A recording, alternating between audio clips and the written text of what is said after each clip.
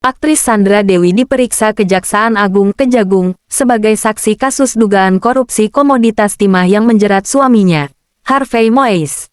Sandra Dewi melemparkan senyuman, melambaikan tangan, hingga tanda love sign saat tiba. Sandra Dewi diperiksa hari ini di Gedung Kartika Kejagung. Kamis tanggal 4 April tahun 2024, Sandra Dewi tiba di Kejagung RI sekitar pukul 9.25 waktu Indonesia Barat. Dia tampak mengenakan baju berwarna putih. Sandra Dewi tak banyak memberikan komentar. Dia langsung memasuki ruang pemeriksaan dengan didampingi dua orang. "Doain ya," kata Sandra Dewi sambil tersenyum. Sandra juga menunjukkan sejumlah gestur. Gestur itu mulai dari mengangkat jempol, melambaikan tangan, hingga love sign. Gestur angkat jempol, melambaikan tangan, dan mengatupkan tangan ditunjukkan Sandra saat memasuki Gedung Kartika Kejagung. Sementara itu, gestur love sign ditunjukkan Sandra saat naik lift dalam posisi sudah berada di dalam Gedung Kartika.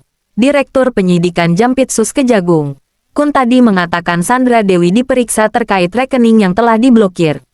Namun, Kuntadi belum menjelaskan detail berapa jumlah rekening yang diblokir tersebut.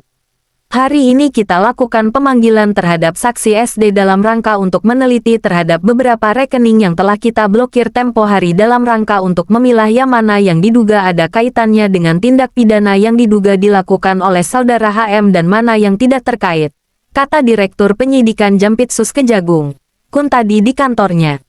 "Sehingga diharapkan kita tidak melakukan tindakan kesalahan di dalam penyitaan, dan hanya sekadar untuk memilah dan memilih saja ya.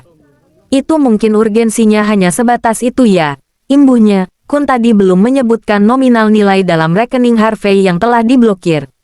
Dia mengatakan proses pengusutan kasus itu masih dilakukan. "Ada beberapa dan saya belum.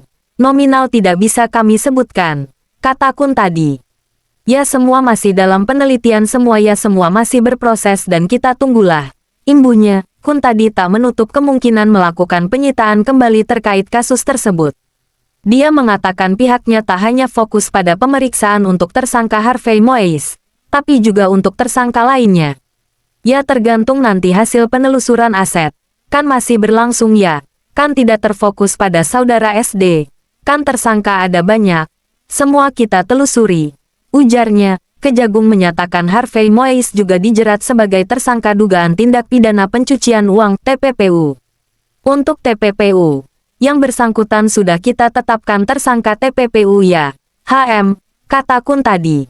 Sandra Dewi keluar dari ruang pemeriksaan di Gedung Kartika Kejagung pukul 14.13 waktu Indonesia Barat. Sandra lalu naik mobil MPV Toyota Kijang Innova Zenix berwarna hitam dan meninggalkan Kejagung. Mobil itu menjemput Sandra di depan Gedung Kartika Kejaksaan tempat Sandra Dewi diperiksa. Hal itu justru berbeda saat Sandra Dewi tiba di Kejagung. Sandra kembali meminta doa saat meninggalkan Kejagung.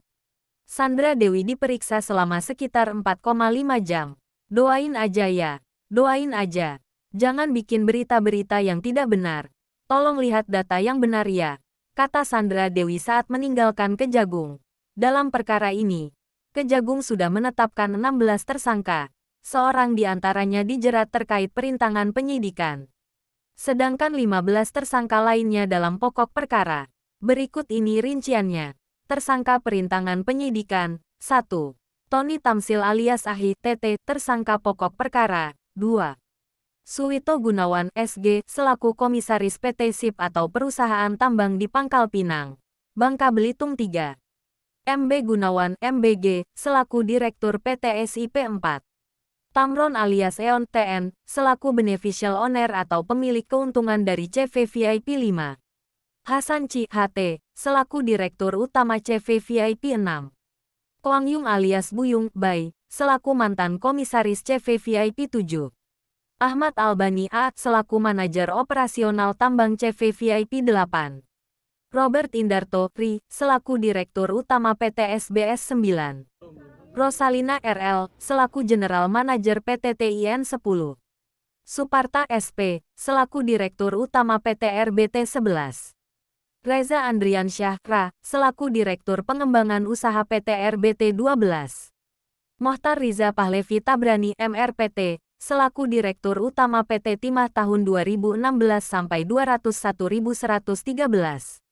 Emil Ermindra EE, selaku Direktur Keuangan PT Timah tahun 2017 sampai 201.814. Alwin Akbar ALW, selaku mantan Direktur Operasional dan mantan Direktur Pengembangan Usaha PT Timah 15. Helena Lim HLN, selaku Manajer PT KSE 16. Harvey Moise HM, selaku perpanjangan tangan dari PT RBT.